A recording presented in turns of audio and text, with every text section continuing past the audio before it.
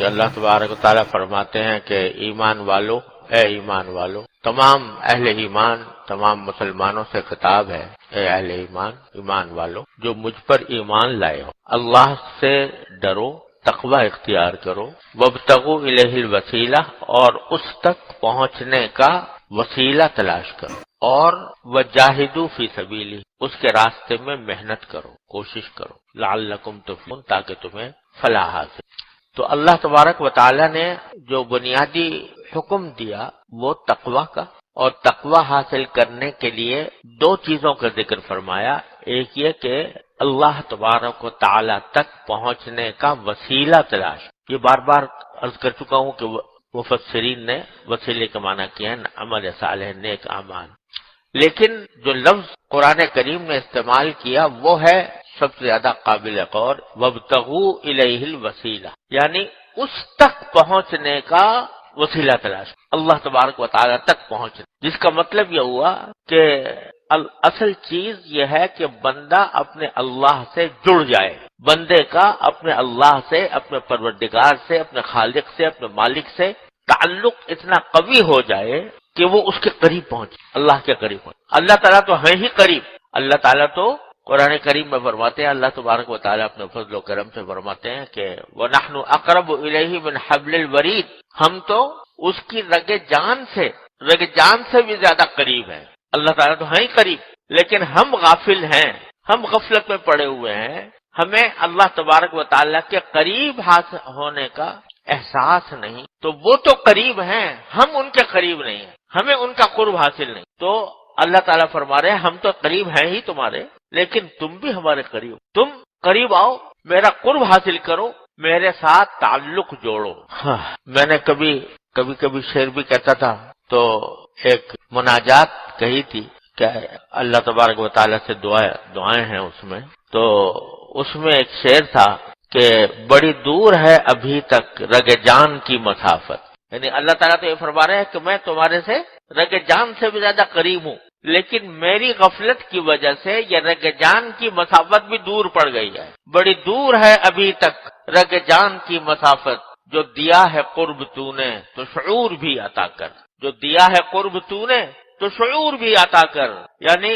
آپ تو قریب ہیں، لیکن میں غفلت کی وجہ سے، میں دنیا کے کام دھندوں میں غافل ہو کر میں آپ کے قرب کا احساس نہیں کر پا رہا اور آپ کے قریب نہیں جا پا رہا، تو اللہ مجھے اس کا شعور بھی عطا فرما دے، جو دیا ہے قرب تو نے تو شعور بھی عطا کر۔ میرے والد ماجد رحمۃ اللہ علیہ کا ایک شعر ہے، میرے والد ماجد حضرت مولانا مفتی محمد شفیع صاحب رحمۃ اللہ علیہ، اللہ تعالیٰ ان کے درجات بلند فرمائے، وہ بھی بڑا شعر کہا کرتے تھے، تو فرماتے ہیں کہ اللہ میں ہزار تجھ سے بعید ہوں، یا عجب کہ تو میرے پاس ہے، میں ہزار تجھ سے بعید ہوں، یا عجب کہ تو میرے پاس ہے، یعنی میں تو بھاگا جا رہا ہوں، غفلت کے اندر پڑا ہوا ہوں، آپ کے قرب کا احساس نہیں، آپ کے ساتھ تعلق میرا جڑا ہوا نہیں، لیکن آپ کہتے ہیں میں تمہارے قریب ہوں، نحن اقرب الیہ من حبل الورید، میں ہزار تجھ سے بعید ہوں، یہ عجب کہ تو میرے پاس ہے۔ تو اللہ تبارک و تعالیٰ تو ہے ہی قریب، نحن اقرب الیہ من حبل الورید، وہ ہمارے دلوں کے وہ بھید بھی جانتے ہیں جو ہمیں بھی پتہ نہیں، ہمارے دلوں کے وہ بھید بھی جانتے ہیں، لیکن ہم دور پڑے ہوئے ہیں اپنی غفلت کی وجہ سے، اپنی نادانی کی وجہ سے۔ تو اللہ تبارک و تعالیٰ فرما رہے ہیں کہ وابتغوا الیہ الوسیلہ، اب میرے پاس آنے کا وسیلہ تلاش کرو، میں تمہارے قریب ہوں، تم میرے پاس نہیں ہو، تم اپنے عمل سے، اپنے کردار سے، اپنے قول سے، اپنے فعل سے میرے قریب نہیں ہو، دور ہو مجھ سے، تو مجھے میرے قریب آنے کا وسیلہ تلاش کرو، تعلق میرے ساتھ مضبوط کرنے کا وسیلہ تلاش کرو۔ اور جتنے بھی اولیاء اللہ، صوفیاء کرام، بزرگان دین، جو بندوں کی اصلاح کے اوپر اللہ تعالیٰ نے جن کو مامور فرمایا اور جنہوں نے اپنے اصلاحی تعلق سے لوگوں کی اصلاح کی، ان سب کا بنیادی مقصد، بنیادی مرکز یہ تھا کہ بندے کا تعلق اللہ تعالیٰ کے ساتھ مضبوط کر دے، تعلق مع اللہ تبارک و تعالیٰ کے ساتھ تعلق مضبوط ہو جائے، یہی سارا مقصود یہ ہے ہر چیز کا۔ جو عبادت بندہ کرتا ہے اس کا مقصد یہ ہے اللہ تعالیٰ سے تعلق، جو بندہ ذکر کرتا ہے، تلاوت کرتا ہے، قرآن شریف پڑھتا ہے، دعائیں کرتا ہے، جو کچھ بھی عبادت کی جو صورت بھی ہے، اس کا اصل مقصود اللہ جل جلالہ سے تعلق کو مضبوط کرنا، اور تعلق مضبوط کرنے کے لیے وسیلہ ہے عمل صالح، نیک اعمال۔ لیکن ان نیک اعمال کو کرنے کے لیے اللہ تعالیٰ فرماتے ہیں وجاہدوا فی سبیل، اس کے لیے تم محنت کرنی، گھر بیٹھے اور ہاتھ پر ہاتھ رکھ کے کوئی کام نہیں بنتا، نہ دنیا کا نہ دین کا، تھوڑی بہت محنت کرنی پڑتی ہے، تھوڑی بہت کوشش کرنی پڑتی ہے، تب جا کر آدمی کو کوئی اپنا مقصود حاصل ہوتا ہے، جو اس کے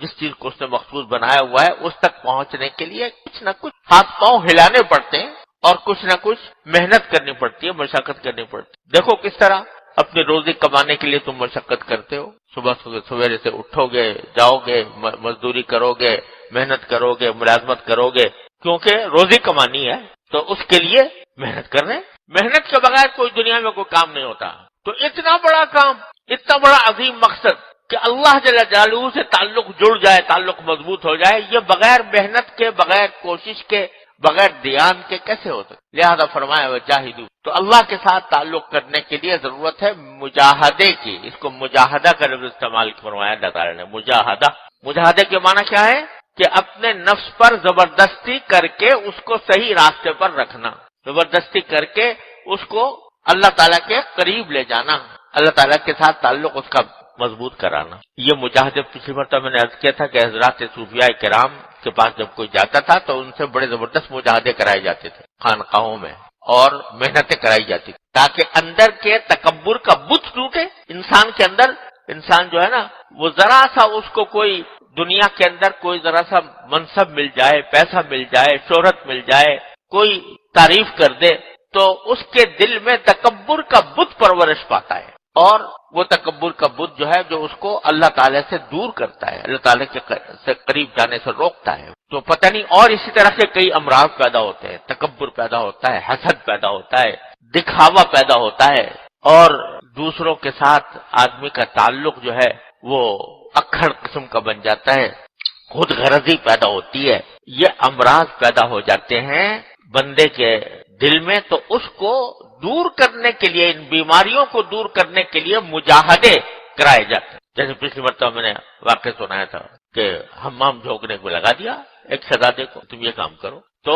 اسی طریقے سے اور بڑے بڑے مجاہدے، ریاضتیں کی جاتی تھی، تب جا کر کہیں آدمی بنتا تھا۔ حضرات صحابہ کرام رضی اللہ تعالیٰ عنہم اجمعین کو دیکھو کہ ان کے مجاہدے کیا تھے، کفار اور مشرکین سے اذیتیں برداشت کر رہے ہیں۔ مکہ مکرمہ میں، مکی زندگی میں صحابہ کرام پر کیا کیا مصائب نہیں توڑے گئے، کیا کیا اذیتیں ان کو نہیں دی گئیں، مگر حکم یہ تھا کہ صبر کرو۔ ہتھیار کا جواب ہتھیار سے دینے کی اجازت نہیں۔ کوئی ظلم توڑ رہا ہے، برداشت کر لو، صبر کرو، وَاصْبِرْ وَمَا صَبْرُكَ إِلَّا بِاللَّهِ، یہ حکم تھا۔ یہ کیوں؟ اس لیے کہ ابھی تک مقصود تھا کہ جو باطن کے جو احوال ہیں ان کو مزکہ اور مجلہ کرنا مقصود تھا، ان کو صاف اور بیماریوں سے پاک کرنا تھا، اور تربیت کرنی تھی، مجاہدہ کرانا تھا، تاکہ دل تو چاہ رہا ہے کہ یہ مجھے ایک تھپڑ مار رہا ہے تو میں 2 تھپڑ ماروں، دل تو یہ چاہ رہا ہے، لیکن کہا جا رہا ہے کہ نہیں، صبر کرو۔ یہ نفس کی مخالفت کرا کے پورے 13 سال مکی زندگی کے اس طرح گزرے ہیں کہ صحابہ کرام کو ہتھیار اٹھانے کی اجازت۔ کیوں؟ اس لیے کہ ان کو اس مظالم بھٹی سے گزار کر اور صبر کی بھٹی سے گزار کر، مجاہدوں کی بھٹی سے گزار کر ان کو کندن بنانا تھا، ان کو ایسا کندن بنانا تھا کہ جو کوئی چھو جائے وہ بھی سونا بن جائے۔ صحابہ کرام کو جو چھو جائے، جو ان کے قریب سے گزر جائے، جو ان کی صحبت اٹھا لے، وہ بھی سونا بن جائے۔ حضرت شاہ اسماعیل شہید رحمۃ اللہ علیہ، اللہ تعالیٰ ان کے درجات بلند فرمائے، وہ فرماتے ہیں کہ آپ نے دیکھا ہوگا کہ آج کل جب کسی بڑے عالم کی یا کسی بڑے شیخ کی، پیر کی تعریف کی جاتی ہے تو اس کے بڑے بڑے القاب استعمال ہوتے ہیں اس کے لیے۔ کسی کو محدث اعظم کہہ دیتے ہیں، کسی کو شیخ التفسیر کہہ دیتے ہیں، کسی کو شیخ الحدیث کہہ دیتے ہیں، کسی کو شیخ الاسلام کہہ دیتے ہیں، کسی کو علامہ کہہ دیتے ہیں، کسی کو طرح طرح کے القاب لوگوں کے ساتھ لگے ہوئے ہیں۔ امام کہہ دیتے ہیں لوگوں کو، امام ابو حنیفہ، امام شافعی، امام احمد ابن حنبل، علامہ حافظ ابن حجر، علامہ فلاں، ٹھیک ہے۔ لیکن صحابہ کے ساتھ کوئی نہیں کہتا۔ صحابہ کے ساتھ کسی نے آج تک یہ نہیں کہا کہ امام ابو بکر، یا کسی نے یہ کہا ہو کہ علامہ ابو بکر، یا کسی نے کہا شیخ التفسیر ابو بکر یا شیخ الحدیث ابو بکر یا شیخ الاسلام ابو بکر، نہ حضرت عمر کے ساتھ اور نہ دوسرے صحابہ کرام، وہاں یہ القاب ہی نہیں چلتے۔ کیوں؟ اس لیے کہ تم جب ان کا نام لیتے ہو اور ساتھ میں رضی اللہ عنہ کہہ دیتے ہو تو اس کا معنی یہ کہ وہ صحابی ہیں، ہے نا؟ جب صحابی کہہ دیا تو سبھی کچھ کہہ دیا، جب صحابی کہہ دیا تو سبھی کچھ کہہ دیا، کیونکہ حاجت مشاطہ نے روئے دلا رام رہا، جس کا چہرہ ہی خوبصورت ہو اس کو میک اپ کرنے کی ضرورت نہیں ہوتی، سنگھار کرنے کی ضرورت نہیں۔ تو یہ حضرات صحابہ کرام رضی اللہ تعالی عنہم اجمعین، ان کا صرف یہ وصف کہ انہوں نے نبی کریم سرور دو عالم صلی اللہ علیہ وسلم کی صحبت اٹھائی، یہ وصف ہی اتنا بڑا ہے کہ اس کے اندر سارے محاسن جمع ہو گئے ہیں۔ جب صحابی کہہ دیا یہ صحابی ہے تو بس کیا مانا کہ اس کو کہہ دیا کہ یہ ولی اللہ کا ولی بھی ہے، یہ عالم بھی ہے، یہ فقیہ بھی ہے، یہ حدیث کا راوی بھی ہے، یہ عادل بھی ہے اور سبھی کچھ ہے۔ حضرت معاویہ رضی اللہ تعالیٰ عنہ کے بارے میں حضرت عبداللہ ابن عباس کو سے کسی نے کہا کہ حضرت معاویہ جو ہیں یہ وتر کی صرف ایک رکعت پڑھتے ہیں، وتر ایک رکعت پڑھتے ہیں۔ حضرت عبداللہ ابن عباس نے جواب میں کہا دعہ بینہ صاحب رسول اللہ صلی اللہ علیہ وسلم، ارے چھوڑو بھی، کیا باتیں کر رہے ہو، وہ صحابی ہے رسول اللہ صلی اللہ علیہ وسلم۔ تو جو صحابی ہو گیا وہ ایسا ہو گیا کہ اس کے اندر سارے محاسن جمع ہو گئے، سارے کمالات جمع ہو گئے جو کسی انسان کے اندر کہاں سے ہوئے؟ 13 سال کے مجاہدوں سے۔ 13 سال کے مجاہدے ان کے جو پہلے اسلام لائے تھے اور جتنا بعد میں پھر جہادوں کے ذریعے مجاہدات ہوئے، ان کے ذریعے اللہ تعالیٰ نے ان کو کہاں سے کہاں پہنچا دیا کہ جیسا میں نے کہا تھا جو ان کو چھو کر بھی گزر گیا وہ سونا بن گیا، کندن بن کے نکلے صحابہ کرام۔ تو بڑے بڑے مجاہدات کیے گئے، صحابہ کرام نے کیے، تابعین نے کیے، تبع تابعین نے کیے، بزرگان دین نے کیے، اولیاء کرام نے کیے، صوفیاء کرام نے کیے، تاکہ دل سے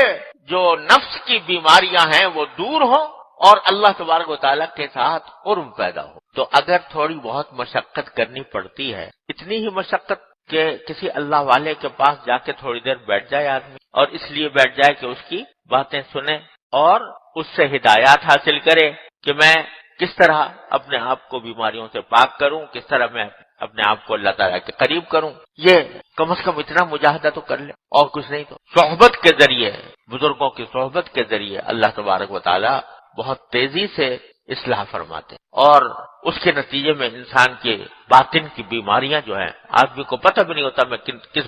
باطنی بیماری میں مبتلا ہوں۔ کسی شیخ سے تعلق ہوتا ہے تو پھر آنکھیں کھل جاتی اور پھر اس کے نتیجے میں وہ بیماریاں انسان کی دور ہوتی ہیں، اس کے ہدایات پر عمل کرنے۔ اور جیسا چونکہ ہم لوگ اس دور میں پیدا ہوئے ہیں، کمزور ہیں اور بڑے بڑے مجاہدات ہم سے مشکل ہے انجام پانے، ان کا تحمل مشکل معلوم ہوتا ہے، تو آخر دور میں حکیم الامت حضرت مولانا اشرف علی صاحب تھانوی قدس اللہ تعالیٰ سرہ کو اللہ تعالیٰ نے ایسا مجدد بنا کر بھیجا کہ انہوں نے اس طریق کی تجدید کر کے ہم جیسے کمزوروں کے لیے بھی اس کو آسان بنا دیا، اور ایسے نسخے بتا دیے، ایسے طریقے بتا دیے کہ جن کے ذریعے آدمی بہت زیادہ جو پہلے مشقتیں اٹھاتے تھے اس کی بجائے جلدی سے اور آسانی سے بندہ جو ہے تعلق میں اللہ کی منزل تک پہنچ، ایسے نسخے بھی بتا گئے، اللہ تعالیٰ ان کے درجات وہ ایسے نسخے بتا گئے ہیں اور ہم تک پہنچے ہیں، اللہ تعالیٰ ہمیں عمل کی توفیق عطا فرمائے۔ تو وہ میں اختصار کے ساتھ عرض کرنے کی کوشش کرتا ہوں کہ ہم جیسے ضعیفوں کے لیے، کمزوروں کے لیے، تناسانوں کے لیے، جن کو بہت بڑی مشقتیں جھیلنا مشکل لگتا ہے، ان کے لیے کیا طریقے حضرت والا بیان فرمائے کہ ان کی مشق کر لو تو انشاءاللہ اللہ تبارک و تعالی اپنی ذات کے ساتھ مضبوط تعلق عطا فرمائے۔ ہمارے شیخ حضرت عارفی قدس اللہ تعالی سرہ فرمایا کرتے تھے 4 باتوں اہتمام ہیں بہت آسان لیکن بہت مشکل، آسان ہونے کی وجہ سے مشکل ہے، سمجھے نا؟ تو